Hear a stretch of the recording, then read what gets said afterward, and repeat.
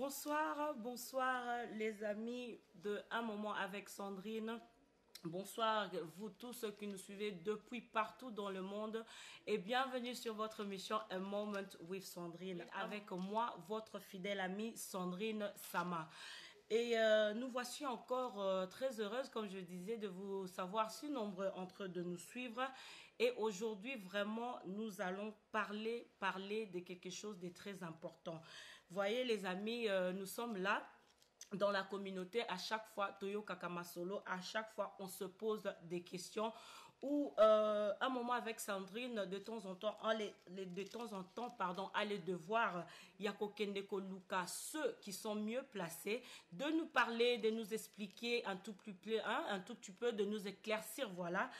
Sur certaines choses auto comprenaka penza bienté. Alors ce soir avec moi, je ne serai pas seule, je suis avec le docteur Jérémy Bansuela qui est avec nous déjà et Dieu voulant nous serons donc avec le frère Faki qui est un chantre, le docteur donc c'est un pasteur, c'est un homme de Dieu, Mossali Nanzambe comme on a l'habitude de dire, et nous allons parler de thème de la parole, non, notre titre est le thème de la parole est inspiré. Nous demandons plutôt le thème de la parole est inspiré par le Saint-Esprit ou par deux hommes. Ce sont vraiment des questions que nous nous posons à chaque fois. Naba matanga, namasolo, nabiso, parce que vous savez les amis, à chaque fois quand l'église babeng sakabiso, il y a convention, il y a des conférences, toza komo na batitre, toza komo na thème, il y a ndenge na ndenge, il y a baliflette qui nous pousse à demander un peu alors avec ça gardez ça les amis. Et ça serait donc le sujet de ce soir. Je suis alors avec le docteur Jérémy Bansuela Oyakope Sabino Pembote avant Tokota vivement Nasije Nabiso. Bonsoir docteur. Bonsoir, bonsoir Maman Sandrine. Vraiment, Bananzambe, Bandeko, la communauté congolaise, de partout, Bazola Nabiso, une parole pour eux, peut-être pour Nako Banda émission Nabiso. Na Kumisi Nzambe, voilà. Kumisi Nzambe pour na grâce à Salibiso Susulelo. Et puis Nazana et Sengolsus Kozanaka plateau il y a un moment avec Sandrine, vraiment Nzamba Pambola, on a initiative Oyo. Nous sommes allés pour éclairer Banana Nzambe. Oui. Même matin na ibandeli tout le monde qui est Moulili Ezalaki. Voilà. Malgré Moulili Ezalaki, mais Nzamba permettait de Moulili Ezala. Il avait séparé les ténèbres et la lumière. C'est voilà. Pour cela, quand il y a un moment, avec Sandrine, qui nous a malgré une émission, nous avons éclairé Banana Nzambe, Bazana ténèbres, Bakota na Katia lumière. Voilà, c'est ça. Alors, nous allons aller vivement dans notre sujet. Docteur Jérémy Bansuela, je ne sais pas ce que nous avons. Est-ce que vous avez une occasion peut-être il y a comme invitation mususu convocation mususu ya bana Nzambe par voix il y a leaflet oh yo moko potali et tu te dis oh makamninyo. Ouais, likambo zolo bezana nzela, eza penza likambo tori kolobelela parce que bana Nzambe bazana kati ya mabunga. Alors batie bana Nzambe na kati ya mabunga eza basali ya Nzambe. Alors si tozo ba ke basali ya Nzambe, c'est-à-dire que toza na catégorie mibale. Catégorie ba basali ya Nzambe na kati ya solo po ba mima bana Nzambe na bokonzi na likolo. Eza pe na catégorie mususu o ba o mima bana Nzambe selon posa ya mabumu na bango. Alors na kati ya posa ya mabumu na bango et reba me mabana Nzambe na kati ya inspiration ya kati ya parole parce que même matin na Bible na 2e Timothée chapitre 3 verset 16 et lobby toute écriture est inspirée de Dieu et utile pour enseigner, pour convaincre, pour corriger, pour instruire dans la justice afin que l'homme de Dieu soit accompli et propre à toutes bonnes œuvres. C'est-à-dire que écriture au union surtout banda Genèse, Apocalypse, des inspirations Nzambe. Voilà. Alors muto alingi ou até bana Nzambe, il faut avoir inspiration. Il y a un monde qui n'a pas na thème na yo, ndingotier que le thème donc c'est-à-dire que inspiré donc par thème donc thème au biso tozoteya ezo uta na molimo mosantu tozo uta na bato. Alors c'est-à-dire que soki oza na kati ya musuni oza na inspiration ya Nzambe te. Alors thème na yo pe kozala kati ya musuni. Yango na tozomona lelo ke thème ya musuni eleki ebele. Yango moni ke bana na Nzambe bazokola te. Voilà. Alors, bah, ça, c'est un bébé spirituel. Nous allons avancer. En tout cas, les amis, il faut savoir que nous sommes là, nous ne condamnons pas. Tozape n'a qu'au pointer badoité, mais ce sont des choses que sont importantes et nous trouvons que sont nécessaires. Tome kako solango, kakandenge docteur a lobby que atanza meye moko de le début, a sepela ki mingi ko séparer les ténèbres na lumière. Alors pour commencer, ndenge lobby vraiment pasteur, c'est mon pasteur. Je dirais docteur, mais Moussa Nanzam en général, on dit pasteur. Docteur Jérémie, pour commencer, ndengo lobi wana to que bananzambe mingi bazako bunga pe bazako bungi sama par le serviteur de Dieu. Alors bate belé batu narape balinga koye ba d'abord un appel de Dieu. Moto abengami na nzambe. Comment ndenge nga lelo soki yoye o se présente lobi mama son nga naza pasteur nakoboya ndenge nini. Alors comment koyeba oyo vraiment aza mobenga mito c'est un vrai pasteur aza na appel ya nzambe. OK, appel na kati ya Bible dit que nous tous nous sommes appelés. Mais na kati ya ba appelé ba choisi baza. Alors na kati ya ba choisi ba mise à part baza. Voilà. Alors ya ngono moni ke na kati ya Bible o mona ke bazana ki 70 70. Ils étaient appelés mais ba o batika la ki 12. Ce n'est pas vous qui m'avez choisi, c'est moi qui vous a choisi. Alors, ceux qui toquent dans l'acte des apôtres, mettez-moi à part Paul et Barnabas pour l'œuvre à laquelle je les ai appelés. C'est-à-dire que, nakati a appel au nzamba benga biso, ezana bateau nzamba tie bango mise à part. Alors, mutu yo aza mise à part na nzambe, a dépendaka na nzambe, a dépendaka na mutu te. Alors, heureusement, nkolo ye moka sa lobaki yango déjà. Que na tango suka tokomona ba makambo ebele il y aura des faux. Alors na kati ya ba faux wana même ata Paul abeti c'est tabi ba mususu bakoya pona libumu na bango oso comprendre. Alors mawa mingi ezande pona bana na nzambe. Alors c'est-à-dire que Bible zolo ba que au commencement était la parole était avec Dieu et la parole était Dieu. C'est-à-dire que nzamba za liloba. Alors mosali ya nzambo ayaka na appel to na vocation et pas bana na nzambe pona kote liloba na nzambe ndenge apesi biso na Ephésiens pasteur, évangéliste, apôtre, docteur na prophète. Le 5 ministères est pour na édification na perfectionnement.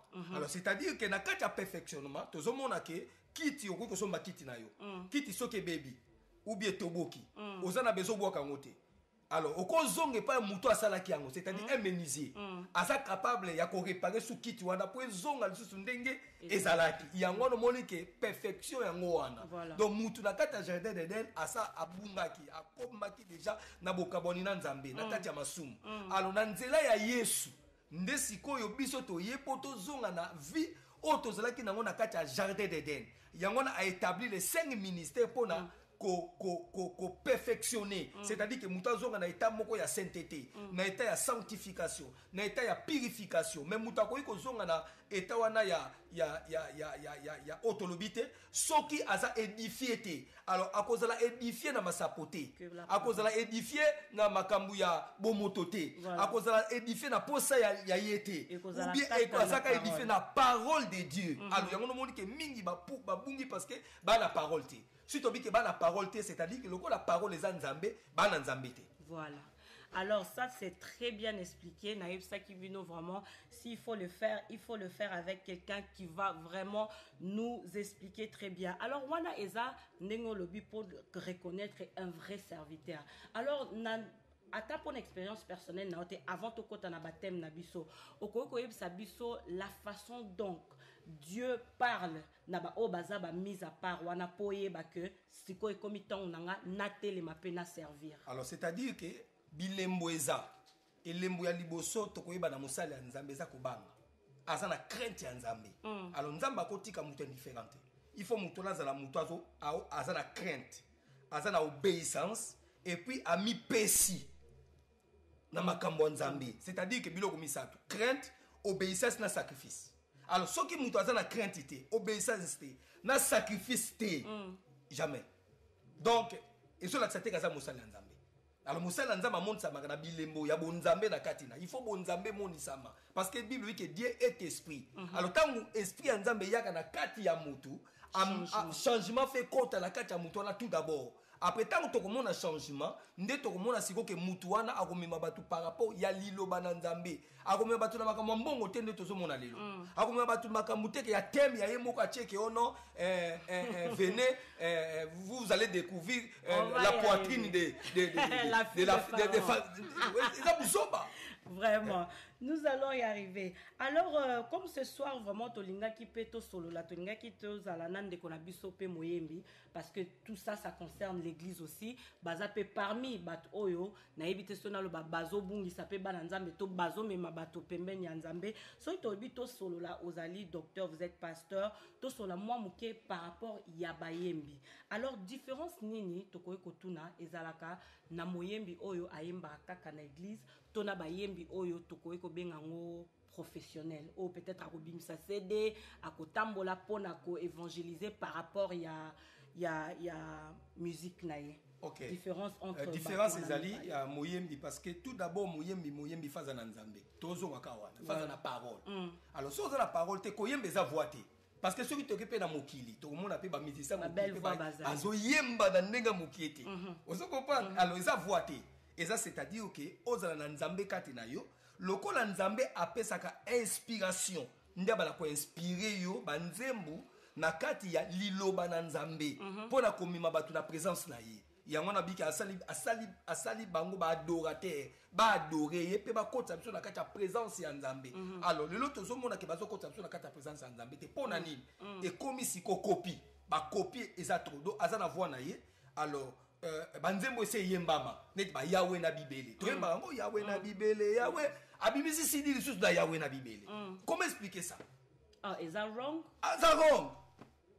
Topo ezaka ke bon ndengo lobi to tozwa ngwata ko bandela kako eloko esala po ba lobi be pe lobi na biso na sango eloko asika ko bandela eloko mususu. Alors c'est-à-dire que Bible dit que tout ce qui respire loue l'Éternel. Alors tozolo bake o mema batu na kati ya présence ya nzambe atezi loko akala bazo comprendre que ozoma batu na présence ye loko moko boye pona ko poussa batu pembeni ya nzambe malgré nzemba ngo eyemba makala malgré mutu moko abimisaka nzemba ngo mesala en plaire. Alors yo yesu ko yemba ngo na ndenge mususu problème ezate. Alors kota batu na kati ya présence ya nzambe mais komona siko yo ozwi nzemba ngo alors kotisa ngo na ndenge ya ngwasuma. Et c'est là qu'il y a adoration. Alors, il y a c'est-à-dire que au long de la nous allons arriver sur ce sujet. Nako toko illustrer image moko. Pasteur Tola Nana nous image oyo. Il y a frère Nabiso, Olivier Kalabasi et puis tu revenir na plateau pour te continuer suite à émission Nabiso. À tout de suite les amis.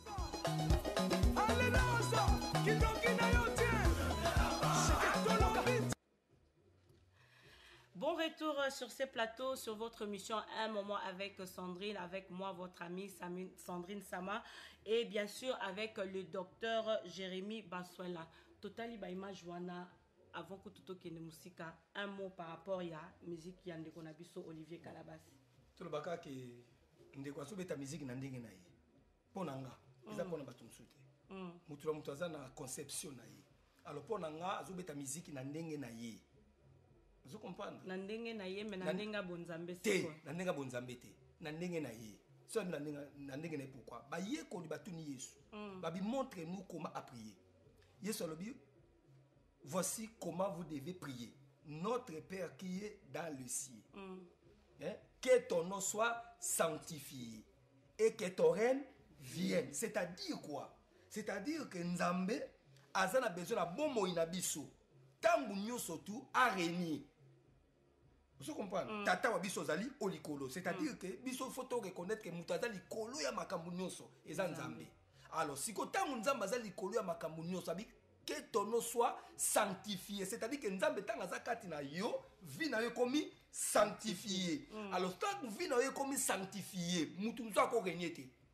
Et là que régner kati na yo za kanan Nzambe rabi que ton règne vienne et que ta volonté soit faite sur la terre comme ça te fait au ciel. C'est-à-dire que ciel, David a dit le ciel est son trône et la terre est son marchepied. C'est-à-dire que ba yambi liloba parce que Nzambe za liloba. O yambi liloba yondo komi likolo, o komi ciel et c'est Nzambe avandi. Alors ba pagano ba se place Nzambe zo chawa makolo pour permettre que avanda na kati bango pe bakoma balikolo esika nzambe avandi siko tangu nzambe akovanda na se avandi na likolo eloko musu ko renyete muta organiser nani nzambe alors siko il fallait musique wana ba faire initier nzambe. Alors c'est que tant azoyemba maloba eza ya nzambe azo na maloba na ye ezokumisa nzambe. Alors qu'est-ce qui fait la différence aujourd'hui? Alors différence ezali ke kaka rythme wana inspiration ezate inspiration ezate azoyemba na ye alors soko yoki lo yembo za nango alors mais inspiration pona komema batu na kata présence en nzambe ke tango nyuso mutu azotambola azolia azomela vandi do azosanti pena reine ya nzambe kati na ye ezate. Nous allons revenir à ça, les amis, parce que je voudrais aussi qu'on soit quand même input au ya chante épée et que bien que notre docteur est là, Azoko expliquait très bien. Alors, tout revenir na vraiment est concerné docteur Jérémy Bassola, c'est-à-dire nos conventions, c'est-à-dire nos leaflets, surtout où ils ont vraiment base, il y a émission Nabiso, il y a l'élo. Tout ça comme on a ma convention. D'abord, convention. Toza nango besoin, toza nango besoin. Parce que l'église, où ils ont ça la convention, je suppose, existera déjà. Ils ont déjà na bandimi nango, baza na bango déjà na culte dominical na bango. Mais les losoki tozo ça la convention, ils ont d'abord pourquoi convention, conférence na ba communion soto yebeli wana. Ils ont d'abord pourquoi. Alors, c'est-à-dire que ils ont la conférence et à la séminaire nous surtout to c'est ça l'activité ça na kati église alors yesu yemoko kolo histoire yesu aza mutu ya lingomba atika ba séminaire ti mais atika to enseigner ozolanda oui. Atika ba convention ti alors lelo ba séminaire na ba convention comme ba cop place à kolela séminaire na convention et comment place à kolela limbola papa c'est-à-dire que okomona soki na lobaki ke année oyo na salaki séminaire na convention nanga par exemple na bengisaki mama Sandrine lokola mama pasteur aya koteya toteya ki biso mibale okomona ke totie thème on ezo dépendre na lolengi nga nazo mona na pona benda moi quelque chose osoko parle parce que tant to sala ko ba enveloppe ekopia na luka pasteur mo ka kolobela ba enveloppe. Ils sont obligatoires. T'es obligatoire. T'es cassé dans ton compte masolo pour n'avoir dans moi quelque chose. C'est on a zolo donc les cambo enveloppe et qu'on zangati. Et qu'on zangati. Vous se comprenez? Alors yo pe côté na yo. Oyebi pe que non koto kuna docteur Jérémy Sabendaki. Alors on a pe mikolo fola sali sa oya ngape pour luka mona na benda. Alors mutu musu da ko bengisa te. Ka pasteur Jérémy on nous mona que ça la maloko la ba diyo ndiko mona ka ba musicien mokili. Alika bimisa de. Ba fitiri. Fitiri donc alika bimisa ni babe on disque na ye bon faut la yemba na na mutu mo makasi ko yemba ayembi osoko po cha voix moko bo po ba mona pe ayembaki alors tant yepe o mona ko salisa o ya ye alors bakte ye pa bengisa nga na o ya ye siko na lukani na bengisa pe acha mo deuxième alors na makambo nzambe za ndengo wana te so comprendre makambo nzambe zali ke nzambe il faut inspirer yo tala banda to banda ba convention na mboka oyo parce que toi na Londres tout le la parité tout le la Belgique tout le la Londres tout ban alors total nan banda to banda ba convention na kati ya Londres bila izani eza positif to eza négatif yo za mieux placé o yebsa biso za mosal na nzambe po biso to ya ngana oya na yoki liloba naza consoler nazui solution to nazui réponse na eloko moko selon maté côté ya ma mais na tant qu'un homme de Dieu o loba la biso lelo que bilan eza positif ou négatif eza négatif. Pourquoi ça? Et ça négatif parce que ceux qui te l'annient bien, banda to banda ba convention. Nge ba to ko fana banda kote. Fallait ba ça édifier. Vous comprenez mais baza édifier té. C'est-à-dire que tant bazo kende po ba yoka eloko bango ba bengeleli bango. Ba yoka ba kutana na nzambe, ba kutana na nzambe té. Bazo za la kutu desi ya monde ba vandi. Ba vandi. Ya ba vandi desi. Comment possible que ngai ba futa ngala 300 livres. 500 livres. Vous comprenez? Alors, nazo kende na séminaire. Alors bazo bisanga ike oyoki liloba menza bazana besoin pambola yo mais liloba nde pambola ka mais babiki nzambe a besoin pambola yo mais ava pambola yo bon ça va soko za na 1000 telema alors yo salaire nous za 500 600 Donc, pas moi maté. Olali. Mais est-ce qu'on peut demander aujourd'hui, parce que émission Nabiso, nous aimons la vérité. Ouais. Docteur Jérémy, ndenge yo moko zolo banabiso boy. Lelo na église na yo, tote lelo yo oza pe parmi basa na nzambe te oyo telemisa mutu que nzambe boy bozo yebisa biso eza ko parce que yo moko yebi yango bientôt ozomona ndenge te nazomona ndenge na pa ngala telemela yango. Ngana telemela yango donc yango moni ke nzambe apesa inspiration, il y a retour à la parole. Malgré batu babima mo belé pe na sima pe retour à la parole. Mais voilà, retour à la parole nzambe expliquer nga pona zongisa bande kona liloba. Vous comprenez, nous devons retourner à la parole parce que makambo tozo sala eza yango te. Même à ba séminaire, même à ba convention makambo ti koloba. Eza grave. Alors même à thème quand le même thème oyo na chaki. Année oyo au monde année prochaine kaka yango. Vous comprendre? Oh venez nous allons parler de la résurrection. Vous comprendre? Alors année oyo otei batu po base quoi basekui ano kuna pe ocheka yango po batu ba susu basali base ko finalement batu osekwa combien de fois lisekwe ko sala ba combien de fois na vie ya batu. Alors lelo soki totali partout continuer kaka na ndenge tozana sur base ya ba leaflet wana toloba ngo pe mingi pona ba musicien na biso omona sœur Sandrine lelo ayembi alinga bimsa CD na ye atie longi na ye. Nos pasteurs aussi nous voyons ba convention bien que to solo là par rapport il y a ba texte tout à l'heure mais to omona pe que elongi ya pasteur il y a docteur Jérémy. Est-ce que eza important il faut ka biso toza la représenter pour eza biso tozo te ya biso to yeba to toza la besoin ko représenter Jésus-Christ to et le ronini il faut eza représenter na ba leaflet. Bon sikoyo omoni na ba leaflet Thomas Kaka kombo Yesu. Thomas Kaka. Thomas Kaka kombo Yesu. Po bamona ke makambo ngo po ya Yesu Masia. Po mutu moko tala ba ka akolo ba te église ya Satan. Po ndenge tozola ka Satan na image ya mabe. Ozo comprendre? Alors tala ka Satan olo ba ke église ya Satan ba to ba oyate. Ozo comprendre? Alors po beta muloko mo dem sotie moi Jésus est Seigneur. Ya muke Jésus est Seigneur. Mais si ko photo na yo. Ya munene. Voilà, wana ce que comme culte ya personnalité. Idolâtrie nde yango wana. Donc on a ba leaflet na biso wana poto lobi pe que toza né de nouveau. Je crois que la Bible aussi nous défend ya ko sala ya peut-être ya image moko ya ko représenter nzambe. Alors faut za kaka texte kaka toza la kana image ya mapata to non, c'est-à-dire que l'air mususu soki to chaka bas photo na yo c'est-à-dire que batu baye ba ke mutu azo salisa eloko wana ye wana bamoni vous comprenez? Mais et comme aka o babina nge too much eza mabete tout eza nango mabete mais comme siko too much c'est-à-dire que na leaflet ba tie yo tango ba koya na église bamoni siko ya munene nango na kati église na ba donc to baka banderole ya munene siko ya yo même siko mwa Yesu ezate. Vous comprenez? Et comme siko wana pende komi mabe siko yo okomi ko sala publicité na yo mais publicité ya Yesu Masiate. Ya mais Yesu azolo bake quand le fils de l'homme sera élevé. Vous comprenez? Il attirera tout le monde. Alors yo ozo élever Jésus te. Yo ozo élever nde yo moko. C'est-à-dire que na ba posa na yo na lolenge yo ozo monelela. Alors muto to ko élever penza pour pesa bon mo ina bato. Izaka Yesu Masia. Yesu Masia nde tozo mais to élever Jésus te. Alors aujourd'hui, parlons un peu de titre.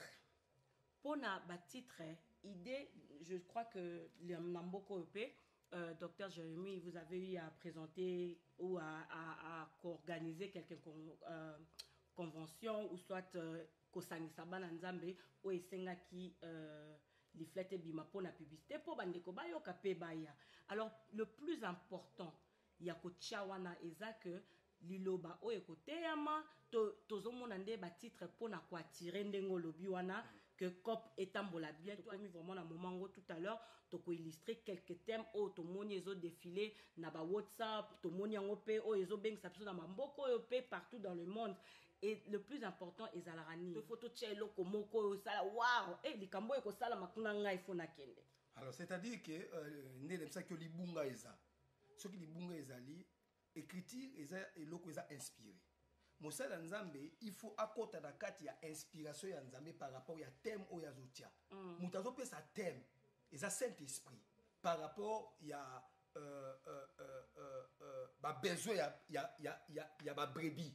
Vous comprenez? Mais yo pe sa thème c'est le besoin ya brebis té. Vous pe sa thème selon you.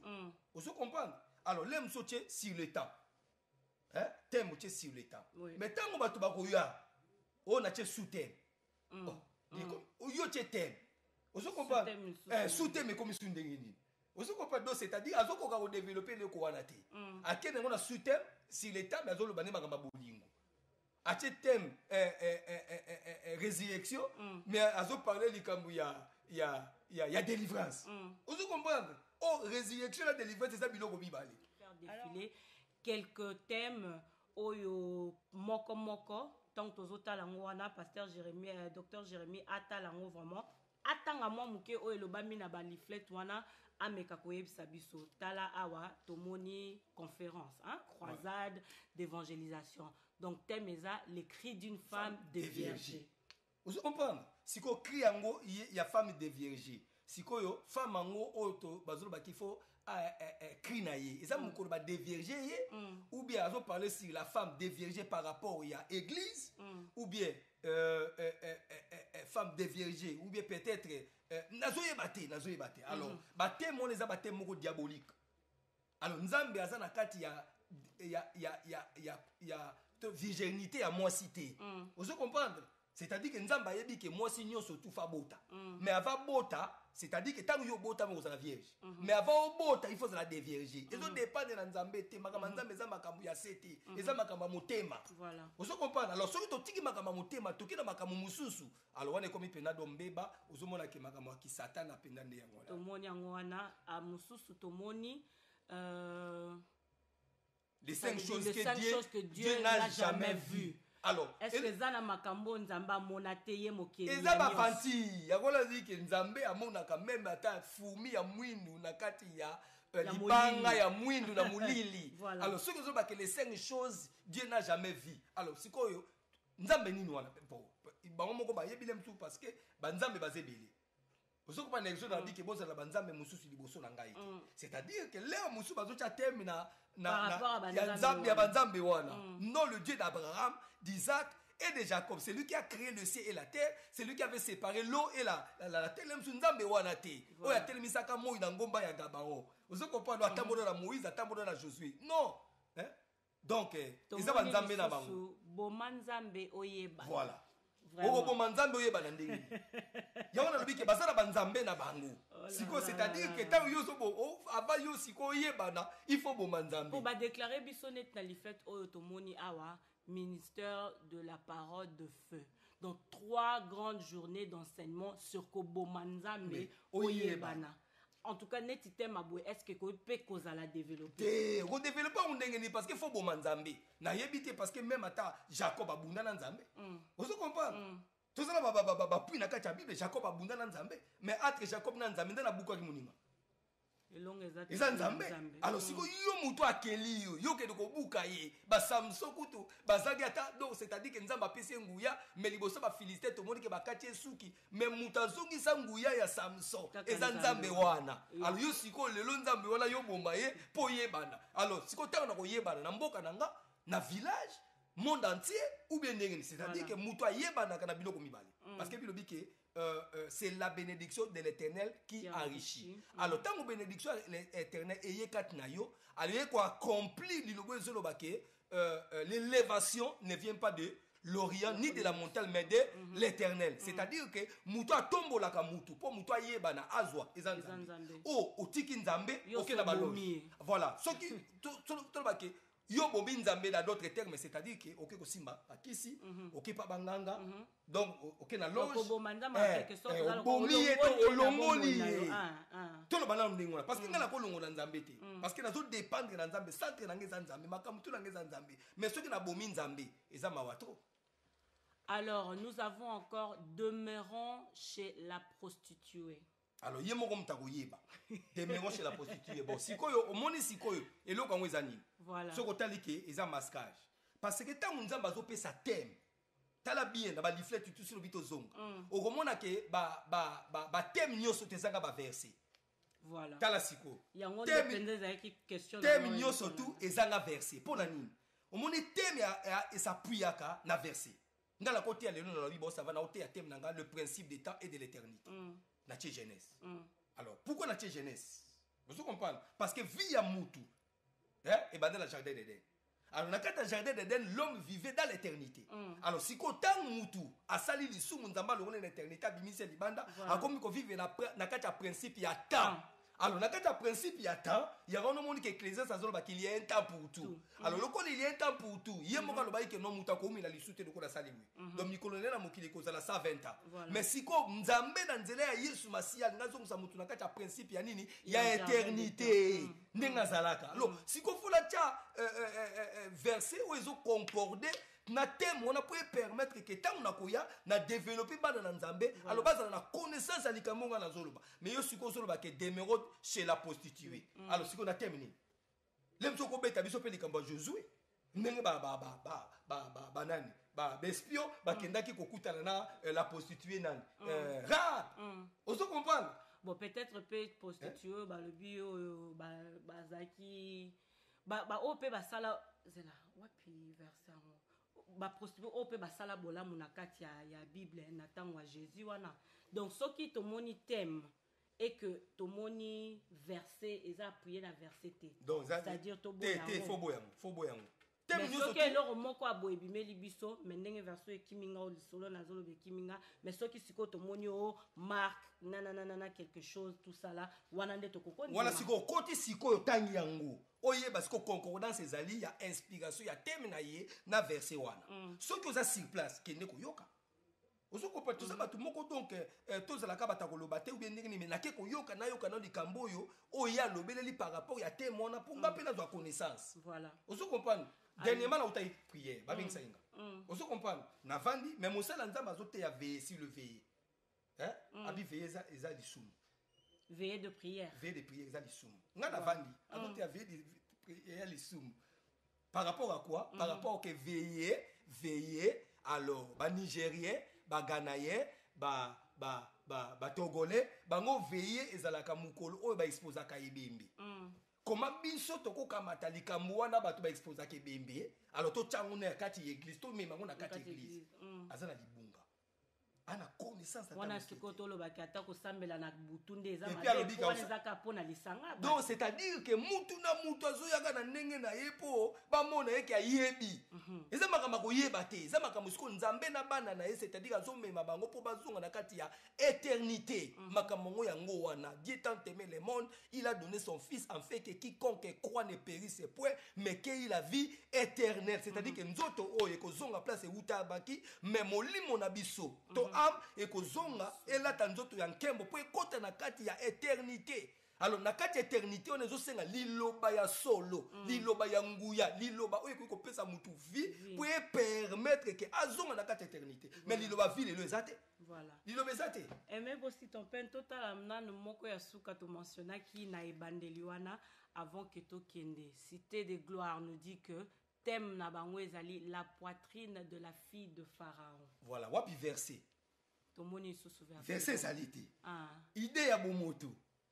ozo comprendre oui. Alors awa azopesa verset na ndenge na ye c'est-à-dire que ako développer ngo selo yi ozo comprendre ndenge siko tozonga eza na kamibale ka ya yo moko olingo développer batu d'une façon que o mema bango selo yo naka musu teza cop nanga bona bi mama Sandrine ngala mikolo to sa no conversation to parler loko moko boye mais oui bi kinga na problème ba tol il faut na somba ba tol na mbongo te yo lobita za la calme to vani selo likambo ozo comprendre alors comme nango ba cop église comme loko la combi et comme loko la donc ligablo esika batu oyo babenga bana na nzambe po bapesaka bambongo basarichir mais lelo tolobi que ndenge tomoni ndengo remarqué wana que leaflet mingi tolakisi to illustré awa ezozala appuyé te na verset biblique alors mutu pe ata soko lobi na ndenge akop wana mais quand même atanga pe Bible donc tondi mango kaka po atie verset biblique pour na ko appuyer thème na c'est ça Mama Sandrine banganga pe ba utiliser ka Bible voilà nganga a utiliser pe Bible a ebisi yo ke non omoni na kati ya Bible ba lobela likamwa mai baolobela likambo mafuta alors kamata mafuta oyo kobanga na yo te mafuta oyo nazopesa yo ekosunga yo parce que ngai malgré naza nganga naza mpe mosali ya nani ya nzambe kamata mafuta oyo mais yo ozomona eza mafuta mais eza diabolique. Voilà. Ozo comprendre bongo tout le monde ba musu bazoke na Israël ake bazwi mafuta na Israël baye nango awa bayoteka ngo lemuso mona 20 pounds d'autres ba ke 20 livres Oui. 15 livres non pour uti Israël Oui. alors yo pakolo komona Eza na solution nguya na koleka oh mafuta wana sikoyo Yesu mtatika mafuta wana. Voilà. Ozo comprendre Vraiment. eze loko esalami na maboko ya bato lobiko ezate lobiko ezaka na kombo ya Yesu. J'espère que vraiment Bozo Landabiso avec beaucoup d'attention. Je salue comme ça des affaires depuis la Belgique. Oyazo Landabiso ensemble avec Michel Miguel Bokobo. En tout cas, Mbotenabino. Bamama ya South United Naibike Bozo Landabiso avec beaucoup d'attention. Alain Sikiti. Vraiment, restez branchés les amis parce que maintenant nous sommes toujours avec le docteur Jérémy Bansuela, mais tokomi pe nangonga oyo to yebsaki bino que ndeko mususu akoya ko rejoindre biso. Je dis comme ça bonsoir à notre frère Francky Sakala. Bonsoir. Ouais, bonsoir. En tout cas, mais merci quand même dans le moment où il ko rejoindre biso frère Francky pardon. Tozo parler sur les thèmes de la parole, ce qui vraiment les a inspirés du Saint-Esprit ou des hommes. Parce que tout le monde to illustré l'iflet awa, to solo livre mon docteur ou azo ko éclaircir biso, lelo nini tozo mona tant tozo mona l'iflet ya ba convention na biso pour na ko bengisa bande ko na église, mais est-ce que ils a inspiré par Dieu ou alors ils a inspiré par les hommes. Mais Ndengo rejoindre Bisso parce que nous avons parlé avec le docteur aussi du côté chanson où ils a koyemba mais ils a vraiment peu domaine na yo ya on a linga qui peut présence na yo ezala lelo soki tokoyi kotala mwa mukie tozomona musique ya nzambe pe ekomi kobungisa to kokweisa Batou, tout le monde a qui tout à l'heure vidéo Yande Konabiso Moko que je salue depuis Paris, Olivier Calabas, mais Lelo Yosa Moyembi, frère Francky. Au quoi qu'on expliquer biso différence il y a louange et adoration d'Engeni. D'abord, merci pour l'avoir invité dans le plateau et puis merci beaucoup docteur Jérémy. C'est peu comme ça nous sous awa tout à l'église des années passées, na maman Rema Savaot. Frère Pascal Kassaloufou que j'essaie de loin. Différence entre louange et adoration, je crois, différence est ali, mais tout le monde peut que différence est pénalité. Donc différence est ça juste dans la parole, parce que dans la parole il y a que louer Nzambe et puis dans la parole il y a adoration. Mais ils marchent toujours ensemble. C'est vraiment difficile que la louange et l'adoration, parce que ça juste la parole de Dieu, mais ça la parole à louer, parce que quand on loue le Seigneur, toujours louer, par exemple, au Salinga Bouena louer. Mais quand on adore le Seigneur, toujours adorer pour la tribune, pour eux Azali. Oza Mounene, Oza Makasi, Oza Kokoka, mais toujours louer, tant on a salé le mot, on Nzambe comme ta grosse salam. Donc merci. Donc, et ça, toujours. Merci pour l'éclaircissement. Alors, Tokozwape, docteur, a épaulé Bissopé na question nango ekolanda. Alors, lelo, to solo li mwa mukie déjà, mais to ngi to loba pour na rythme. Est-ce que eza na rythme oyo eza digne ya koyembela Nzambe na rythme oyo eza digne ya koyembela Nzambe te? Non, vraiment wana eza pour moi eza na rythme mon côté eza digne ou pas digne ya koyembela Nzambe parce que souvent ba rythme ezalaka selon ba culture na biso. So ok en Amérique, bazana ndenge ba rythme na bango ba bete la musique. So ok pe na bandundu okuta bazana ba rythme na bango. Ok pe na ba Congo bazana tozana ba likembe.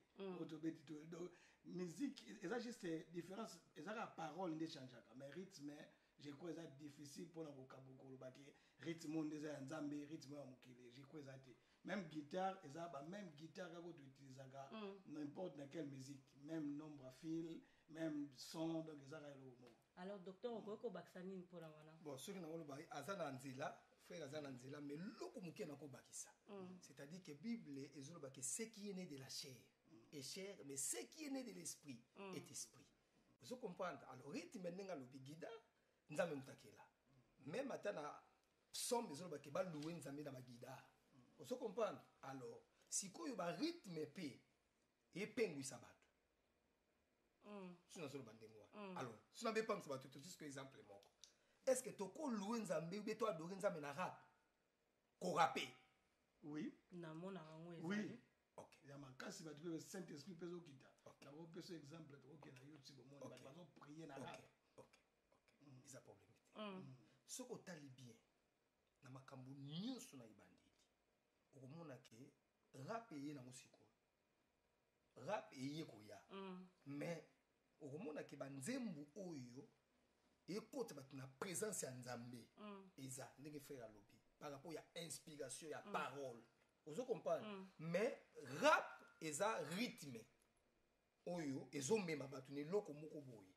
Vous comprenez? Pour batu basalela. Mais si koyo rap eza culture ya banane. Les Américains, on dirait.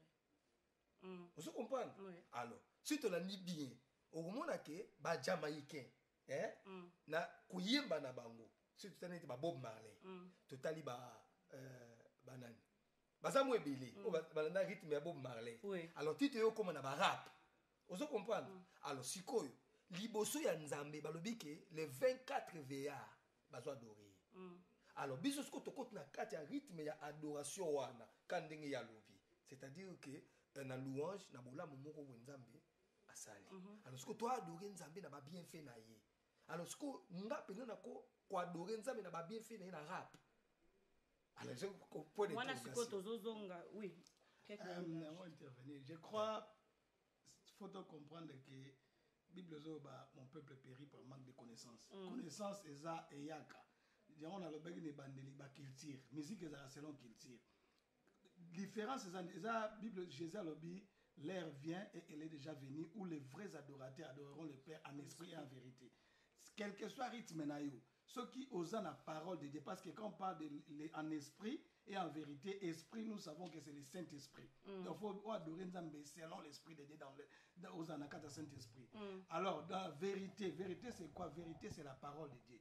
Ce qu'on a, ce mutazo est ma rap. La parole de Dieu dans rap et que ils ont évangélisé bateau balinga musique rap et pousser bon comme Nzambe. Mais gloire à Dieu. Je crois que poto sungana to kusiango mwa musika makasi poto sungana je crois eloko tozoloba parce que na ebandeli émission j'ai bien expliqué les amis que souvent tosolaka makambo toyo kaka o tolobaka o etroublaka biso entre biso so to bito zonga na communauté. Je crois que o ezo bungisa beaucoup plus donc tozomona yango to illustrer qui clip il y a frère Olivier Kalabasi parce que parmi bato bazo salango je crois qu'il le fait très bien d'ailleurs que je salue encore une fois. Ce qui tolobi lelo musique Nzambe faut ezalaka ndenge toyeba par exemple de tolobaka il y a catholique to seben donc to le différence mi balé wana alors naba seben wana et je crois que au lobby déjà que soki ka maloba mais to le bela pour la communauté na biso seben na ezam mabe na musique ya Nzambe ou soit façon pour seben wana personne na binata la côté ya docteur ndezoti na biso na moi ba danse moko boy ndezo kokana na moi musique moko boy alors to suka wapi?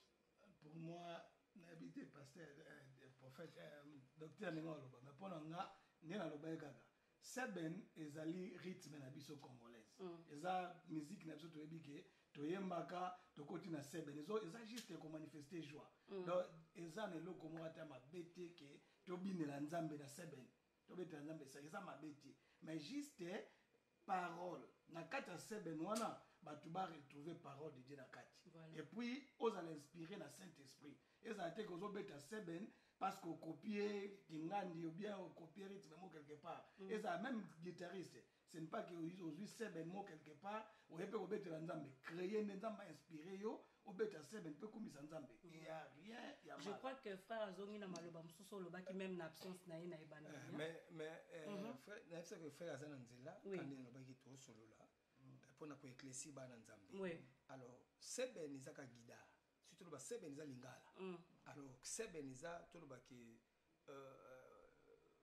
boobinisa bato rythme ya kobinisa bato yango tobengi yango seben alors ekomi siko mwa grave moke na kati ya seben ozo comprendre parce que na makambo ya nzambe nde toyebeleli ka ndenge auti oloba makambo ya nzambe nde toyebeli bato babanda bakri eza bato ya miziki ya mokili ozo comprendre bakri alors kiatalaku euti na mokili alors si tobiki euti na mokili alors makambo mosusu oyo bayembi bakopie kokopie bamemi yango na makambo ya nzambe alors siko na otuna mpo balobi ke miziki euta na lola satan asali nini donc si tobakeka satan yaoli naloba sifoni naloba yaoli naloba naye naloba baba est ce que satan koyiba kaka dansi kaka ozo kopana mpo mabine euti na lola mais moto ayibaki yango eza nani satan donc eloko satan akoyiba epa nzambe ezaka mabina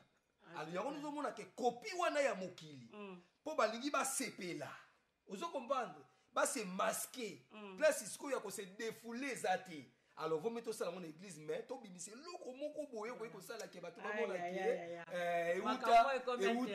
euta satan yibi yango koyiba yango wana vraiment c'était important kozala na bino banda ebandeli ensemble parce que les amis vous savez avec un moment avec Sandrine j'ai toujours dit que we are here tokondanaka te topointaka badwa te. Pour nous, en tout cas, wrong or right, mais c'est bien quand même de partager des idées telles que nous sommes en train de le faire comme ça pour te comprendre point de vue ya mutu na mutu. En tout cas, pardon, tozokoma nasuka émission na biso malembe. Alors, eloko suka peut-être totika ya ko solo la nango apparence ya basali na nzambe. Alors, frère Francky so loba apparence ya bayembi avant to koma na apparence ya ba pasteur. Apparence ya bayembi ejuaka pe makasi ntango olobi wana ke parole moto azoyemba na yo ozoyoka est-ce que bon naloba ndenge na maloba na yo moto akoki komema yo na présence okoki komona ke aza vraiment inspiré soki apparence na ye ezocorrespondre te bon nebe tolobaka so tolobi mpe apparence photo to mekape koyanola ngo bien donc moi si peut-être azoyembela nzambe fuka jupe moka molai akolata peut-être pantalon te to te frère ba jean toki ndenge babilo wana eza hypocrisie vraiment mo nzambe kala situ biso na mboka na biso bato église ekotaka ba église akala ezaka catholique sikoyo ba prêtre bayaka na système moko boye alors système wana so tolandela ngo bien ekotisa hypocrisie makasi oyebi ke même bato mosusu bana bato na baeglise mosusu ezaki kolata jean te donc ondire biso olati jean badefendango ke jean eza mpona soki bato basalaka ferme na mairie donc bato nzambe amona motema bao les vrais adorateurs adoreront le père en esprit donc eza motema motu mosusu mpe tokritikaka mamosusu alati o jipe mokuse mais yo oke koadore ye oke koadore nzambe yo idée lo eza kanga misu te jipe ezo distraire te mais kanga misu jipe distraire yo bato mingi oyo balobaka yo apparence biloko wana misu ezalaki ozalaki déjà kokwea avant tiko mpo apparence wana na nzela bamosusu omonaki kuya catastrophe koleka oyo okemona na église mais omona moto akepointe kaka totalaka jésus totalaka bato te mais nazo koencourage mpe bato balataka mabe te msere frère avobima talaka bilamba olati ekokobetisa motu libako te mais yo mpo église kotyaka kaka bilamba talataki ndenge nini oyele elamba obeoli yesu voilà ozo comprendre docteur okoki kobakisa nini mpona nakobakisa c'est-à-dire ke omoni apparence meme yesu alobango so otangi Matthieu 24 c'est-à-dire que apparence eza eloko moko très important mais na kati apparence eza na apparence aza lokola tata bon tata botaka bana ozo comprendre alors soki na kati apparence toza na eloko babengi séduction ozo comprendre apparence ya motu mais na apparence na ye aoséduire yango mpo tozokóma na suka mpona soki tobi toappuye mwa moke likambo oyo frère Francky alobi na kati ya église yo deja oye oza supposé ozala déjà na donc oza déjà na kati ya prière pourquoi ou comment okozala séduit alors ok c'est-à-dire quoi Bible ezoba que l'homme est tiré à ce qui frappe les regards okozala tiré Vous comprenez? Alors, et là, on est séduire yo. Parce que makamyo surtout base dans la Bible. Vous comprenez? Il y a panneau ils ont la kisabiso. Ceux qui t'ont quand même soit apparence, même à tailler sur le bango. Tout le monde va le loba pasteur par rapport à l'apparence. Le quoi la moussa il faut le payer pasteur. Vous comprenez? Comment un pasteur dans la délivrance dans sultan? On est apparence. Tu n'as compris ma bise à Wapinawana. Les amis, c'était ça notre émission vraiment. Biso to bima na catholique. To condamné basanga. Alors banan babanda sultan. Basanga. To condamné bango. Maintenant mais lelo la tendance ya lelo to zongi disco basanga sultana ba croix ya minene donc pour baye baraka naza archibishop bishop il faut la sultana. Convention ya pamba pote ya liloba ya nzambe. Est-ce que zo sera ka foza na sultana? OK. Pour sultana elata magana na catholique eza na tina nango o bango balata ka sultana wala. Est-ce que biso penda eza la tina nango photo la taka sultana? Une dernière question pour moi alors docteur Jérémy. Apparence. Pasteur à côté y a un t-shirt alors. T-shirt né. À la t-shirt. Bon, ils ont dépend de la place yoza. Azouté. Qui ça c'est ça mulungi. Ah, na endroit na place na besoin dépendre de la place. OK.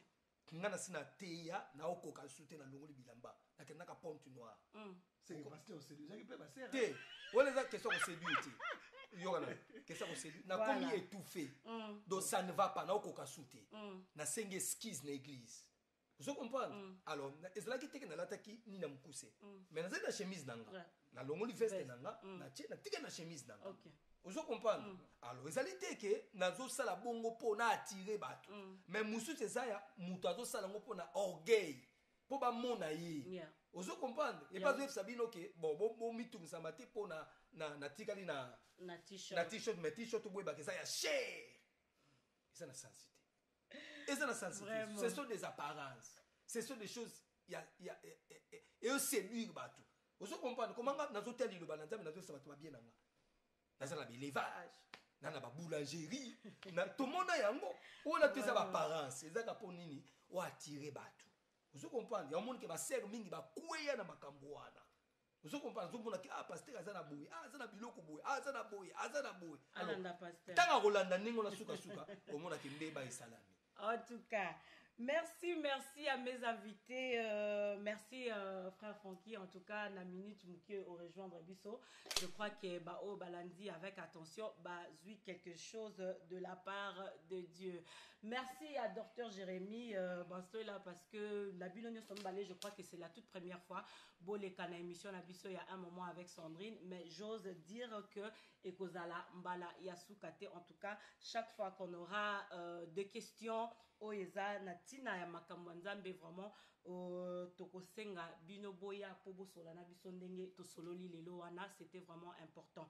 Je crois que na suka ya émission na biso, je dirais pas conclusion, mais na onyon surtout de docteur Jérémy Asolo na biso na moi moké au frère Francky ayeko baxé la biso. Je crois que tokoki ko retenir c'est la parole. Tozongaka na parole parce que yangonde eza base ya makambo nzambe. En tout cas na musique tozoyoka na parole na ba convention tofungola misuba na nzambe toyeba place nini liloba eza côté ya ma plutôt en vérité. Donc c'était ça notre mission de ce jour. Je voudrais avant de partir quand même de dire joyeux anniversaire comme ça à mes enfants. Oh bafeta ki ba anniversaire na bango cette semaine na Samantha Ndoye à maman Samantha vraiment à Manchester. Je t'aime beaucoup ma chérie. Happy birthday to you. Je dis happy birthday également à Donnel et Donatella.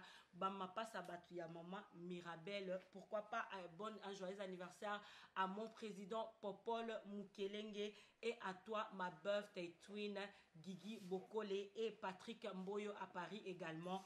Et je dis joyeux anniversaire comme ça à la première dame Moté Maya Aimé Bossitompen Stéphanie Larose qui a aussi fêté son anniversaire cette semaine. Vraiment happy birthday to you all. Et je dis un grand merci à tous mes amis, ma famille qui ont eu le temps. Yako Benga, Yako Tindelanga, souhait d'anniversaire surtout bakado hein ming bakado ndeto sepela na makasi. Vraiment c'était aussi mon anniversaire le lundi passé. Vraiment ba message na bino nyonso bosali po na biso et touché ngai makasi. Votre mission serait de retour donc lundi prochain, un moment avec Sandrine sur la même chaîne, à la même heure aussi, à 20h sur The Boss Brothers TV. Bandeko nyonso Kinshasa, je vous aime beaucoup. Salutations nangai à Mama Mimi Etambe, toute la famille Etambe, Cardinal et mes amis. Nathan, pourquoi pas à toi aussi. Aimé Bossitompen, merci beaucoup pour ton assistance. Louis Bossitompen de Zloa, Nabosani Binoté de A-Team, Sandrine Sama, on se retrouve la semaine prochaine. Merci, bye bye.